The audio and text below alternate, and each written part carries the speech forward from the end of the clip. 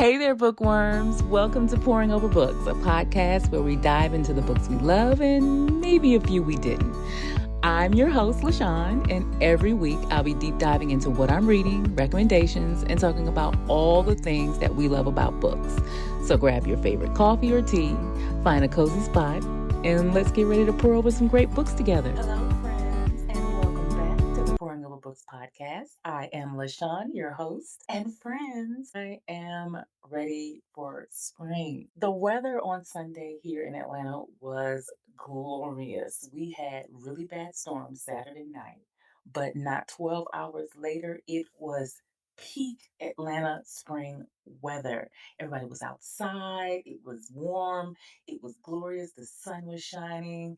It was perfect. It reminds me of that short period of time between April and June where we have the perfect weather here in Atlanta before we descend into the summer madness of humidity and heat that is the South. Anyway, so I was looking at my TBR for April, more on that in a few weeks, and it reminded me that there are so many good books coming out this spring, and that spring is approaching. In fact, the first day of spring is Thursday, and with spring comes like spring break, more light during the day, and perhaps a little more free time with which to read a book. So I decided that it was time for a reading list of sorts, a list of my most anticipated books of spring that I wanted to share with you all. I may not or probably won't get to all of these books this spring, and I might not get into some of them until next year, but they are on my radar. And the point of this list that it is a starting point if you find yourself looking for a book to take with you, say on spring break, or if you happen to find yourself with some free time on a long weekend on a warm day this spring at the park and need suggestions, I want you to be able to come back to this pod and take something from it. So let's get into our list. For the sake of time, I think I chose a few books that I think will make great reads this spring. My list is long, but I cut it down. So let's get into it. All right. Book number one is The Dream Hotel by Layla Lalami. It's already out, came out on 3/4. Let's see what it's about. Fresh off of a flight, Sarah is detained at LAX. The Risk Assessment Administration claims her dreams predict she'll harm her husband. Held for observation, she joins other dreamers in a retention center, all accused of future crimes. Their sentences lengthen with each rule broken. Months crawl until a new arrival stirs unrest. Sarah, once compliant, now challenges the system, determined to expose the corporations behind her imprisonment.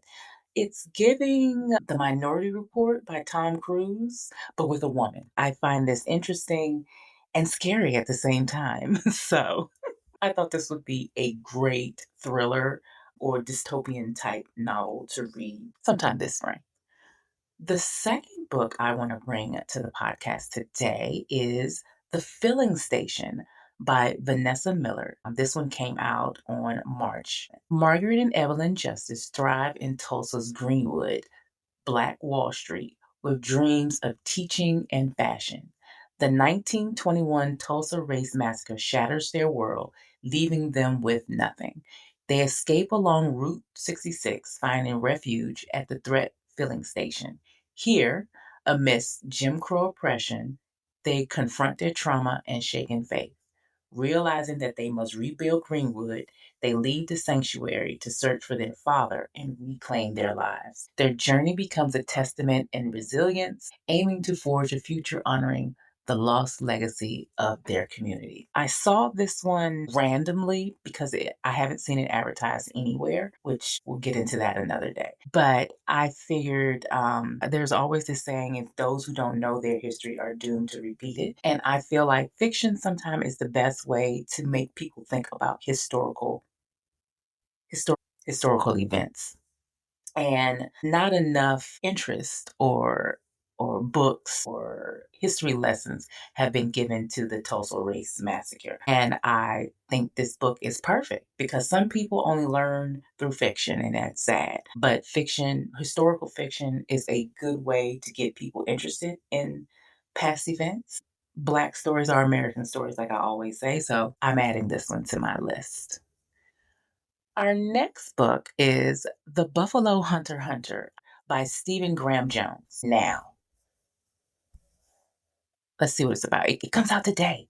That's right. I have this book as a Audible on I have it on Libro FM, and I cannot wait to get into this one after I finish my current book. This one is a diary written in 1912 by a Lutheran pastor is discovered within a wall. What unveils is a slow massacre, a chain of events that go back to 217 Blackfeet dead in the snow, told in transcribed interviews by a Blackfeet named Good Stab, who shares a narrative of his peculiar life over a series of confessional visits.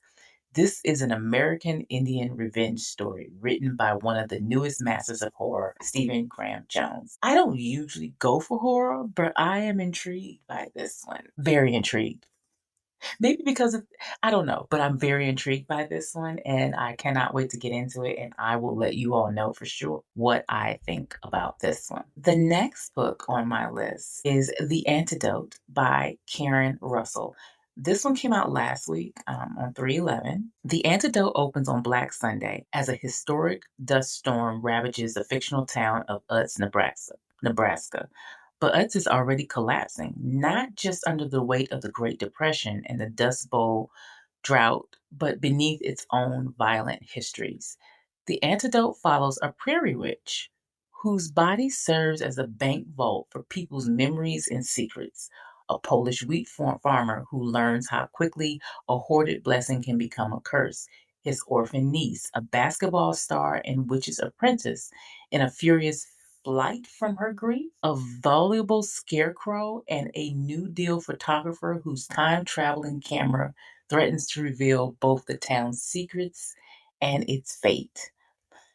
I am somewhat interested in the history surrounding the Dust Bowl and the Great Depression, so that's why this one is on my radar. Plus, something about a prairie witch, and it sounds like it's got a little magical realism going on in there. That's something that usually interests me, so I'm curious about this one, and I will let you, I probably won't get to this one this month, but I will let you all know when I do. The next book on my list is Flirting Lessons by Jasmine Guillory that comes out on 4/8. I always love a Get Jasmine Guillory book, and she has not come out with a book in quite some time, so I am very interested in this one. Avery Jensen, nearly 30 and fresh off a breakup, is tired of playing it safe. She wants to date, flirt, and finally have some fun, but she's clueless about where to start. Enter Taylor Cameron, Napa Valley's biggest flirt, who sworn our sex for 2 months on a bet. To stay distracted, Taylor offers to give Avery flirting lessons. Their weekly sessions spark unexpected chemistry, and soon Avery wants more than just tips. But when Taylor is forced to face her feelings, she risks losing the best thing she's ever had. Can they turn their fling into something real? This is a queer romance, which is different from Jasmine Guillory's usually books because she usually goes straight heterosexual romances. I have an advanced copy of this and will be reading it soon. And frankly, I can't wait. I love it when authors stretch themselves and write something different. And also, I feel like love is love. And usually, love is love. That's all I'm gonna say about that. Because some of the best books I've read, some of the best romances I've read, have been queer romances. So that is that. The next book on my list is Fish Tales by Nettie Jones. Comes out on April 15th. Lois Jones is a wild, confident party girl, leaving chaos in her wake. She drifts between New York's bohemian scene and Detroit's wealthy black community, backed by her husband, Woody, and her stylish gay hustler friend, Kitty Cat. Champagne flows, cocaine piles up, and silk sheet mornings with various lovers becomes routine. But everything changes when she meets Brooke, a handsome, sharp, and often cruel man with his own admirers. Their fiery attraction turns into a dangerous battle for power, pulling them into a whirlwind of passion and violence. This book came onto my radar because it was the last book acquired and edited by Toni Morrison before she left Random House in 1983. So the book came out in the early 80s. And when I read the description of the book, because the book takes place in the 70s, I completely see that. I'm interested to read this because, as you know, what is acceptable and what is politically correct has changed since the 70s and 80s drastically. So that's going to have a different book. And I am very interested to read this one. Plus, it was edited by Toni Morrison. I mean, come on, it must be good if she acquired it. So I cannot wait to read this one. It is a re release, and I am glad that this author is getting the chance for more people to read their book. I am definitely going to read this one this spring, so I will be reviewing it here on the podcast. The next book on my list is The Perfect Divorce by Geneva Rose, which also comes out on April 15th. Do you remember The Perfect Marriage? If you do, if you read that book when it came out, like I did, this is the sequel, I guess you can say. I don't want to spoil the first one because I think everyone should enjoy that without any spoilers. But read that one before you get to this one. 11 years after defending her husband Adam against a murder charge, attorney Sarah Morgan has moved on. She's built a new life with her husband Bob and their family until she catches Bob in a one night stand. As she files for divorce, new DNA evidence reopens Adam's case, that's her husband, putting Sarah back in the spotlight. When Bob's mistress goes missing, their divorce turns vicious, sparking a deadly game of cat and mouse. With shocking twists and relentless suspense, this thriller asks, can Sarah and Bob achieve the perfect divorce, or will it be till death do us part? Friends, the first book tickled me so much, you have no idea how much I am waiting and anticipating this one. Sometimes you just need, that book that's stupid and silly and makes you go, oh my God. Makes you go, oh, this is that. The first book was that for me, so I'm hoping that this one continues in that vein because I was not ready and expecting the joy, the simple joy I got from the first book. So I'm looking forward to that. Sometimes you just need a book that's not too deep, that's not trying to teach you anything. You just need something fun. This book is that, and I have a feeling it's going to be that for a lot of us. The next book on my list is Great Big Beautiful Life by Emily Henry that comes out April 22nd. The queen of spring summer romance, of course, has a new book. I don't know if I really consider her books romance anymore rather than women's fiction. We will discuss the difference another day, but let's just say that her books are always more than a love story, which is what I think makes them sell so well. Even people who claim they don't read romances, they will read an Emily Henry book and enjoy it because there's always more to the story. Let's see, this book, Alice, an optimistic writer, and Hayden, a brooding Pulitzer Prize winner, arrive on Little Crescent Island to chronicle Margaret Ives' life. Margaret, a reclusive heiress, offers them a month-long trial, promising to choose one of them to write her biography. Alice, charming and eager, sees this as her big break and a chance to impress her family. Hayden's unexpected competitive edge fuels her determination. Margaret reveals her story in fragments, bound by NDAs, hindering collaboration. So both of them have an NDA and they can't talk to the other one. An undeniable attraction complicates matters. Of course it does. As they navigate Margaret's elusive past, they realize their own story, Margaret mirroring Margaret's, could unfold as mystery, tragedy of romance. I'm going to be honest, this is giving the seven lives of, what's her name? Seven Husbands of Evelyn Hugo by Taylor Jenkins Reid. That's what it's giving for me. I'm curious to see the difference and her spin on that. I love Emily Henry. She is one of my must buys every summer. So I'm curious. I don't know if I will read this on the day it comes out or if I will wait to sometime this summer. I probably won't be able to help myself, but I don't know. I'm eager to read it, but I don't have to read it, which is weird for me, but we'll see. I am interested in it though, and it will be read sometime this summer at least.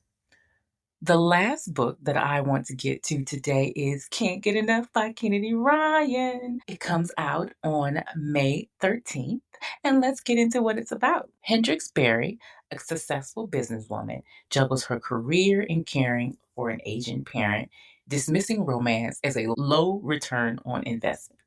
Tech mogul Maverick Bell changes everything. His charm and understanding ignite a forbidden attraction. And despite her reservation, Hendrix feels seen and desired. Maverick's relentlessness pursuit challenges her carefully constructed life.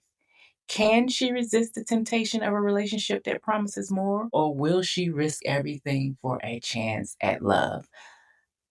Friends, I have already read this, and I will tell you right now that it's a 5 out of 5 stars for me. I will give a more detailed review closer to the review date. In fact, I may do a whole podcast on Kennedy Ryan and her books. That's a good idea. Let me write that down. But suffice to say, this is the book you need to read this spring. You need to read this book. And if you haven't yet, read the first 2 books in the Skyland series, not because you have to read them to get to this one. This can be read as a standalone, but I think it enhances the story when you read the other 2 books first because you realize you've been waiting for Hendrix's story, and it does not disappoint. Okay, that is our list. All of the books will be in the show notes or over on the episode guide on the Porn Over Books website. Now, let's get into real quick what I am currently reading because I've got to talk to somebody about this. I'm currently reading Confessions of a Video Vixen by Karen Steffens, better known as Superhead. I'm reading it for the Porn Over Books book club. It is our March pick. Friends, I'm at the 50% mark of this book. In the span of this 50%, I have been near tears in the beginning, like, oh my God, this was not what I was expecting. What is this? I was like thrown. I was like deep into it. I was like, oh my God. And now, as I reached the 50% mark, I am clutching every pearl I own. I have owned this book for 20 years. It came out in 2005. I bought it then, never read it. It's just been sitting on my bookcase. At first, I was like I said, I was like, this is not what I thought it was because I had it based on all the commentary around the book and her. I had an idea in my head of what I was getting into. And at first, I was like, this is false advertisement. This is not what I was expecting. But now I'm reaching the dramatic, salacious portion of the book. And I'm like, oh, well, I alternate between clutching my pearls and screaming at the top of my lungs for her to get a goddamn grip. Excuse my language. I cannot wait to discuss this one in the book club because I am all in my feelings and feels about this one, and I feel a way. I will probably finish this book today, not because I need to know what happened, but because I'm invested now. And it's a quick read, not that many, it is not a deep read, so it's easy to read. And the portion that it's at right now that I stopped it on, yeah, I need to know more. So that is what I am currently reading and cannot wait to discuss in book club. Currently planning my library room. Friends, I have a lot of books as you may realize. Physical books. I mean, I have a lot of physical books. These are books that I've had all my life. They moved with me from my mama's house to my apartments when I lived, in DC, to when I moved to Vegas, to when I moved to Miami, to when I moved to Atlanta. These books have gone with me. There are a lot of them. And this is not even all of them. There are still a ton of books in my mother's shed, which I don't even know are any good anymore. I have to go down there and really look at that. But I have a lot of books, and they are everywhere in my house. Every room has books, a shelf, a bookshelf, a table, something. The house is overrun basically with books, and I am running out of room. And it's sad because I have purged, friends. I have purged and mainly only have like my favorites, but still I keep buying more. So this is a problem. So I have decided to turn our sitting room and our bedroom into my own little book cave. And before you say, oh, you're taking away the sitting room from your husband, he's never in there. So I'm not taking away nothing from him. I'm going to clean out the space because right now it currently has like a desk, a big wardrobe that has like clothes and miscellaneous stuff in it. It has a chair in it that's not really comfortable, but I needed a chair in there, and two smaller bookcases, and let's just say a lot of clutter. So I'm going to clean that up.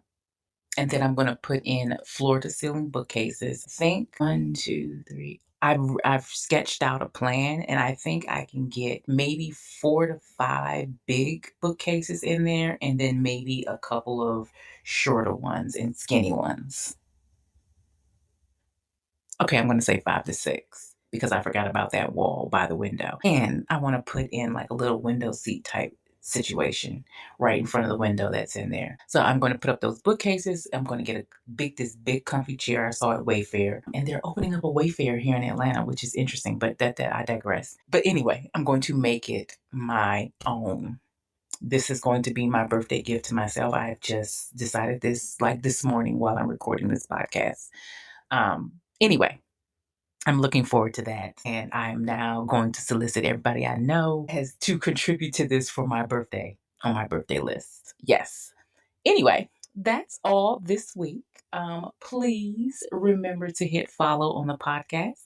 And if you could give us a rating on Apple or Spotify or your podcast listening platform of your choice, it helps me to grow and find other bookish friends to talk to books about. If you want to reach me, email me at pouringoverbooks.pod@gmail.com. I have already received a few emails about a few topics that we will discuss probably next month or maybe later. No, yeah. Oh, goodness. There's only one more episode this month. Okay, so we're going to discuss next month a couple of those topics. But please keep sending suggestions, thoughts, comments. I love them. I love to hear from you all. And you can also DM me on social media. Follow me at LaShawn Wilts on TikTok and Instagram. And of course, my Substack letters from LaShawn that comes out every Monday. Okay, friends, I hope you read a good book and have a great rest of your week. I will talk to you soon. Bye.